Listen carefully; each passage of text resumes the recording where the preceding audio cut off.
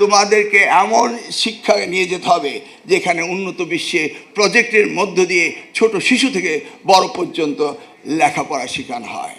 Classroom assessment থাকতে হবে। সেই জায়গায় আমাদের প্রয়োজন সবচেয়ে বেশি তোমাদেরকে অ্যাড্রেস করার আগে আমাকে অ্যাড্রেস করতে হবে শিক্ষকদেরকে অ্যাড্রেস করতে হবে কীভাবে তোমাদেরকে ক্লাসরুমে পড়াশোনা করাবে।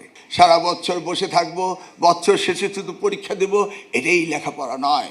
প্রতিদিনের ক্লাসরুমে সঠিকভাবে লেখাপড়া করাতে হবে এবং মূল্যায়িত করতে হবে তোমাদেরকে, তোমরা তাদের সাথে ঠিকমতো এগোতে পারছো কি না।